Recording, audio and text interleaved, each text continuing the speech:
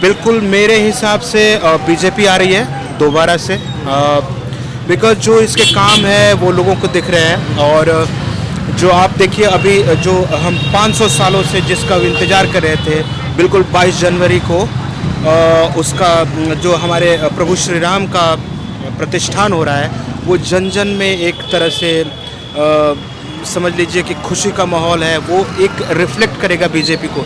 ये जो सारी चीज़ें हैं, जैसे 370 का हटना, इसी सत्र में जो हटा वो बेहतर चीज़ किया। जो हमारे विश्व स्तर पे जो हमारी चीज़ें हैं वो सुधरी हैं, तो रियली मुझे लगता है कि बीजेपी दोबारा आ रही है। आपको लगता है कि पीएम मोदी हैट्रिक लगाएंगे इस बार? देखिए गठबंधन बना है इंडिया वाला, आपके सामने है, मजबूत गठबंधन है, कहा जा रहा है कि फाइट देगा, और बीजेपी के सामने एक कैंडिडेट आएगा तो फिर फाइट तो होगी। मुझे नहीं लग रहा, बिकॉज इनका जो आप देखिए क्लियर ही नहीं है, थॉट नहीं क्लियर है कि एक्चुअली है क्या। मतलब देखिए, या तो आप हिंदुत्व पे डायरेक्ट, या जिस तरह से बीजेपी एक चीज़ पे फोकस है कि मुझे यही करना है, इनका समझ नहीं आ रहा कि ये सेक्युलर है, धर्मनिरपेक्ष है, या हिंदुइज्म को। अब देखिए आप राहुल गांधी के बहुत सारे स्टेप्स आप देखेंगे, या जो इनका जो गठबंधन है, इनकी चीज़ें मुझे समझ नहीं आती। अब एक तरफ तो वो जनेऊ पहन लेते हैं कभी कभी ज़रूरत पड़ती है तो, और अभी सावन में चिकन, लालू जी ने मटन बनाया और इन्होंने चिकन खाया, तो वो चीज़ें पब्लिकली वो शेयर कर देते हैं उन चीज़ों को। तो वो मुझे समझ नहीं आता कि ये किस चीज़ पे चल रही है ये गठबंधन। और ये आप देखोगे कि मतलब स्टेट में जब जाते हैं, स्टेट में इनका चुनाव होता है, तो स्टेट में ये अलग अलग हो जाते हैं, क्योंकि इनको पता है कि मैं वहाँ पे स्ट्रांग हूँ, या जो रीजनल पार्टियाँ हैं वो स्ट्रांग है, और तो वो स्टेट में अलग हो जाएंगे। मतलब ये पूरा पब्लिक को दिख रहा है कि ये मौका परस्त लोग हैं, जहाँ ज़रूरत है वहाँ मिल जाएंगे, जहाँ वीक है वहाँ मिलेंगे, और जहाँ स्ट्रॉन्ग है वहाँ नहीं मिलेंगे, अकेले मक्खन खाएंगे। समझ रहे हैं आप? तो वो चीज़ें दिख रही हैं, बट और इनका जो अलायंस है वो स्टेबल है, और इंडिया के जो उनका इंडिया नाम स्टेबल दिया है, बट मुझे नहीं लगता कि वो स्टेबल है और वो आ पाएगी। आपके अनुसार यानी विपक्ष कंफ्यूज है, दूल्हा तय नहीं कर पा रहा है ना, और एक तरफ हिंदुत्व की बात हो रही है तो वो मटन खाते हैं और ऊपर से उधार बुझ जाते हैं। हाँ। तो मतलब कंफ्यूज में है पब्लिक की, आखिर करना क्या चाहते हैं। या तो आप एक चीज़ हमें दिखाइए कि आपका विज़न क्या है, आप करना क्या चाहते हो, आप हिंदुइज्म पे आना चाहते हो, या आप सेक्युलरिज्म को ही फॉलो करोगे। तो सेक्युलरिज्म को भी फॉलो कर रहे हो तो मतलब आप उसी पे रहो। अब कॉपी मत करो बीजेपी को कि नहीं नहीं हम लोग भी मंदिर जाते हैं, या हम लोग भी।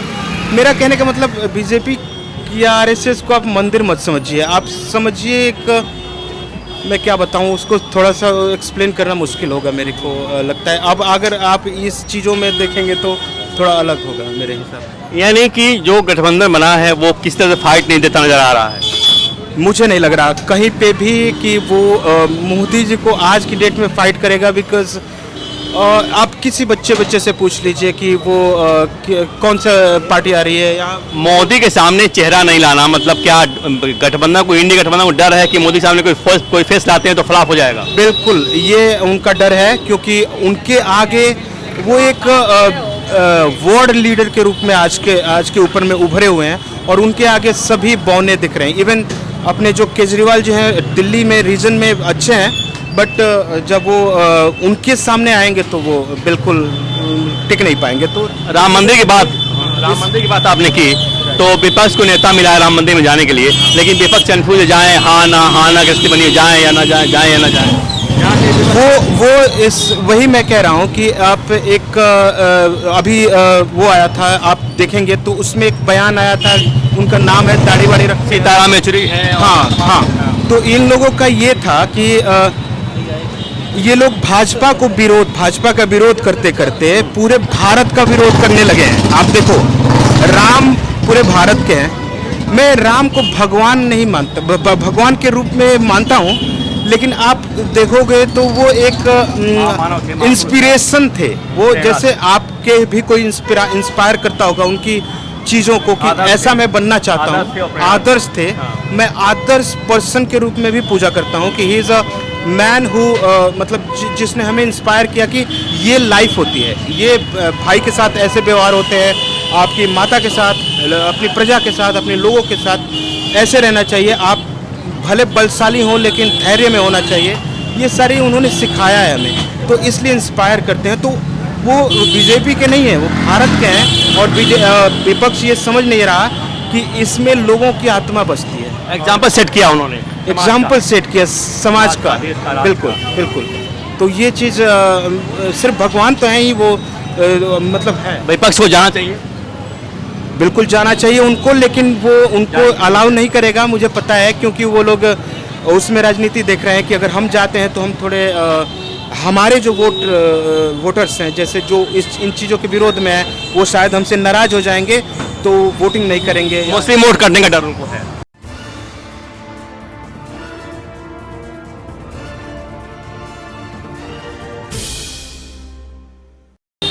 लोकसभा का चुनाव अभी नजदीक है, ऐसे में क्या लगता है किसके पक्ष में हवा है? राइट, वो वोट का सिर्फ उनका पूरा यही जो छलकता है वो कि सारी एक्टिविटी उनकी वोट के लिए होती है, इस वजह से थोड़ा सा। और मतलब बीजेपी का भी वोट है, मैंने ये नहीं कहा कि जो भी राजनीतिक पार्टी आती है वो चुनाव जीतने के लिए लड़ रही है और उसका भी एक ध्येय होता है, मगर फोकस नहीं करती वो चीज़ों पे, मतलब बैकग्राउंड बनाती है। और ये लोग सामने दिखता है कि सिर्फ उसी चीज़ के लिए फोकस्ड हैं कि मुझे कैसे भी वोट मिल जाए। लेकिन आखिरी सवाल आपसे ये है कि केजरीवाल को, दो दिल्ली का सीएम है, उनको ईडी का सम्मन भेजा गया, 2 बार नहीं गए, तीसरी बार बुलाया है, 3 तारीख को जाना चाहिए उनको? बिल्कुल जाना चाहिए, क्योंकि अगर वो संविधान हर बार कहते हैं कि संविधान की इज्जत करते हैं वो, और संविधान के वो लोग रक्षक हैं, वो लोग ऐसा भी कहते हैं कि बीजेपी संविधान को नष्ट करना चाहती है, तो ये उनका एग्जाम्पल देना चाहिए कि नहीं, वो संविधान को मानते हैं और जो भी प्रोसीजर है वो फॉलो करना चाहिए उनको। अगर उन्होंने गलत नहीं किया है तो फिर वो बाहर आएंगे, और अगर उन्होंने गलत किया है तो फिर तो जैसे आसाराम के केसेस में इतने बड़े बड़े वकील होने के बाद भी वो गलत थे तो उनको सज़ा हुई। तो अगर आप गलत नहीं है तो फिर आपको जाना चाहिए वहाँ। गिरफ्तारी का डर सता रहा है केजरीवाल को? मुझे लग रहा है कि इनको ऐसा फीलिंग है कि ईडी जो है वो भारतीय जनता पार्टी के इशारे पे काम कर रही है, लेकिन आपके पास भी तो, हाँ, आपके पास आपका कोर्ट है, आपके वकील हैं, आपकी संविधान है, वो तो प्रोसीजर तो होंगे। तो अगर आप सही हैं तो फिर वहाँ से निकल आएंगे, कोई कितना भी फंसाना चाहे तो ये मेरा मानना है कि उनको जाना चाहिए और इसको फेस करना चाहिए अगर उन्होंने गलत नहीं किया। नीतीश कुमार को जानते होंगे आप, एक बार दोबारा उन्होंने अपनी पार्टी कमान संभाली है, कहा जा रहा है कि टूट की संभावना है पार्टी की। नीतीश कुमार का मुझे लग रहा है कि कुछ प्रॉब्लम है। आप 2-3 महीनों से या कुछ महीनों से अगर उनकी एक्टिविटी देखेंगे आप, तो मेरे को लगता है कि वो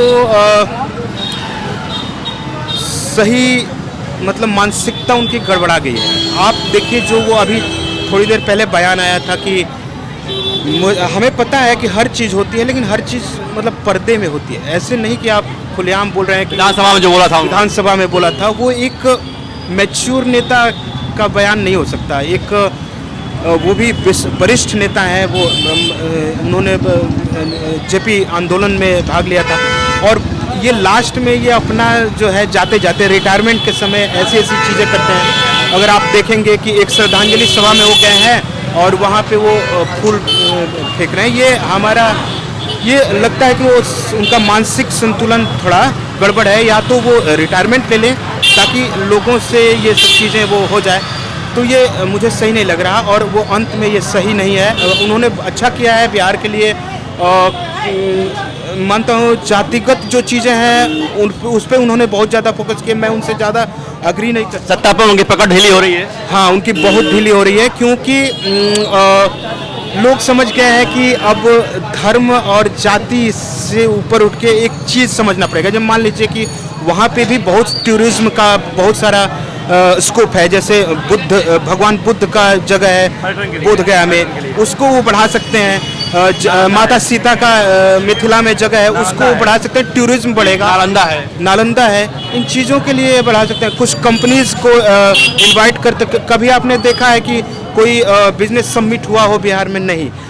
यूपी में होता है, हर स्टेट में होता है, बट बिहार में नहीं होता है। मैं खुद बिहार से हूँ, तो इसलिए फैक्ट्री का अभाव है, वहाँ अभाव है। आप अपॉर्चुनिटी नहीं दे रहे हो, बाहर जाते हैं, क्राइम को कम नहीं कर रहे हो, तो वो चीज़ें उनको सही नहीं है। बल्कि आपने शिक्षा मित्र बहाल किया, ये सही था, लोगों को रोजगार किए, बट एक रेवेन्यू तो देनी पड़ेगी ना। आप ठीक है, शिक्षा मित्र से प्रोडक्शन तो नहीं आता ना, वो वहाँ से आपको वहाँ की इकोनॉमी को बढ़ाना पड़ेगा, इंडस्ट्री बढ़ाना पड़ेगा, तब जा लोग बाहर आ जाएं, कुछ बाहर होंगे। अच्छा, आप बिहार से हैं, लगता है कि सबसे बेहतर जो वहाँ पे मुझे पता है कि वो नहीं कर पाएंगे, जो हमारे ये रामविलास पासवान के चिराग पासवान, उनका थॉट मुझे अच्छा लगता है, बट देखते हैं कि वो भी इसी में घुल मिल जाएंगे या नहीं। बट अभी उनका जो भी एजेंडा है वो मुझे अच्छा लग रहा है कि वो उनका जो जातीयता है वहाँ पे सबसे ज़्यादा वहाँ की प्रॉब्लम है, जातीयता हावी है, वहाँ धर्म हावी नहीं है, वहाँ जातीयता है, जैसे हरिजन ब्राह्मण और इस तरह की चीज़ें। हाँ, तो वो वहीं को टारगेट करते हैं। और जो जैसे यादव हो गया, अभी आपने रिसेंटली सुना होगा जातीय जनगणना हुई थी, तो उनका वोट का ही वो था। तो आखिर सवाल ये है कि वहाँ मनीष कश्यप को छूट, जैसे मनीष कश्यप जैसे छूट गए हैं, हाँ। तो क्या असर होगा उसका? मुझे लगता है कि बीजेपी उनको सपोर्ट करेगी और मुझे लगता है कि चुनाव में उनका इस्तेमाल भी करेगी। आरजेडी का पत्ता साफ कर देंगे? तो बीजेपी आरजेडी का पत्ता साफ कर देगा मनीष? आरजेडी इतनी जल्दी वहाँ पे नहीं साफ होगी, मैं मानता हूँ, क्योंकि उसका भी अपना बेस है, और बेस है यादव का, जातीय बेस है। मनीष का प्रहार तो आरजेडी पे ही है। लेकिन हाँ, लेकिन ये कुछ तो उनका करेंगे, जिस एरिया से भी अगर बीजेपी उनको टिकट देती है। अभी तो मुझे नहीं लगता कि उनको डायरेक्ट लोकसभा का टिकट देगी, या लेकिन उनको अपना कार्यकर्ता के रूप में या कुछ करेगी जरूर। वहाँ पे किला तोड़ना बीजेपी को भी मुश्किल है, वहाँ पे ऐसा चेहरा चाहिए जो योगी की तरह हो और जो सारी चीज़ों को एक करे। मनीष कश्यप में संभावनाएं हैं भविष्य की? मनीष कश्यप में इतना बड़े नहीं हो गए अभी कि इतना किला तोड़ पाए, लेकिन हाँ, उनमें अभी से अगर मतलब जिस हाँ पोटेंशियल दिख रहा है मुझे कि फ्यूचर में ये बंदा कुछ करेगा, क्योंकि इसमें है वो बात।